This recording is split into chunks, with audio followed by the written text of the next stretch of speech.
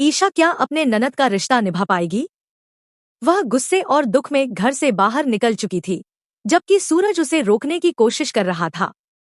मेरे प्यारे दोस्तों, दंगल टीवी के मोस्ट पॉपुलर शो पति ब्रह्मचारी के आने वाले एपिसोड में आपको बहुत ही इंटरेस्टिंग ट्विस्ट देखने को मिलेगा। कहानी की शुरुआत होती है ईशा की आंखों में भरे आंसुओं से, लेकिन उन आंसुओं के पीछे एक ऐसी आग जल रही थी जो सब कुछ राख करने को तैयार थी। अपनों के धोखे ने उसे तोड़ दिया था। उसके दिल में सिर्फ एक ही आवाज गूंज रही थी, तुम सबने मिलकर मेरा विश्वास तोड़ा है। वह तेज कदमों से हवेली से बाहर निकली। बाहर का मौसम भी जैसे उसके दर्द की गवाही दे रहा था। तेज हवाएं, उदासी से भरा आसमान। उसे होश कहाँ था? ध्यान सिर्फ अपने टूटे हुए दिल पर था। अचानक सड़क के किनारे पड़े नुकीले पत्थर से उसका पैर टकराया। वह संतुलन खोकर जमीन पर गिर पड़ी। झटका इतना तेज था कि उसके सिर में चोट लगी और उसकी आंखों के सामने अंधेरा छा गया। वह वहीं सड़क पर बेहोश हो गई। इधर सूरज, जो उसे गुस्से में जाते देख बेचैन हो गया था, उसे ढूंढने निकला। जैसे ही उसने सड़क पर बेसुध पड़ी ईशा को देखा, उसके पैरों तले जमीन खिसक गई। वह दौड़ता हुआ उसके पास पहुंचा और घबराहट में बार बार पुकारने लगा, ईशा जी, प्लीज आंखें खोलिए, मुझे डराइए मत। लेकिन ईशा चुप थी। सूरज ने बिना एक पल गंवाए उसे उठाया और भागता हुआ हवेली लेकर आया। डॉक्टर को तुरंत बुलाया गया। घर का माहौल भारी था। कोई कुछ बोल नहीं पा रहा था।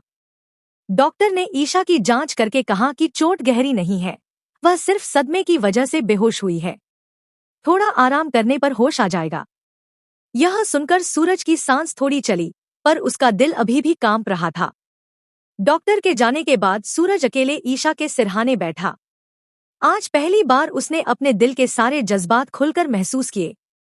उसने भगवान से हाथ जोड़कर कहा, हे भगवान, ईशा जी को ठीक कर दीजिए। मेरी सारी खुशियां इन्हें दे दीजिए, बस इन्हें ठीक कर दीजिए। कुछ देर बाद ईशा की उंगलियां हिली। सूरज ने फौरन उसकी तरफ देखा। धीरे धीरे उसकी पलकें खुलीं और उसने सबसे पहले सूरज का नाम लिया। सूरज। यह सुनते ही सूरज की आंखें भर आईं, जैसे उसकी दुनिया वापस लौट आई हो। अगली सुबह, अभी भी दर्द में होने के बावजूद, ईशा ने फैसला किया कि वह गुलाब हवेली जाएगी। शादी की रस्में चल रही थी और वह दुनिया को दिखाना चाहती थी कि वह कमजोर नहीं है। सूरज उसकी ढाल बनकर साथ खड़ा था। जैसे ही दोनों गुलाब हवेली पहुंचे, सब लोग हैरान रह गए। किसी को उम्मीद नहीं थी कि वे यहां आएंगे। लेकिन सबकी नजरों से हटकर एक नजर ऐसी थी जिसमें चालाकी और साजिश साफ झलक रही थी। वह थी बिंदिया। बिंदिया, जिसे लोग अब हवेली की मालकिन मानने लगे थे, उन्हें देखकर अजीब सी मुस्कान के साथ आगे बढ़ी। उसकी आंखों में साफ दिख रहा था कि वह कुछ बड़ा खेल खेलने वाली है। उसे पता था कि सूरज ब्रह्मचर्य व्रत में बंधा है और उसकी शक्ति उसकी पवित्रता में है। और बिंदिया का एक ही मकसद था, सूरज की इस ढाल को तोड़ना। जैसे ही सूरज और ईशा अंदर आए, बिंदिया नाटकीय अंदाज में खड़ी हुई और मीठी आवाज में बोली, आइए दामाद जी, हम आपका ही इंतजार कर रहे थे।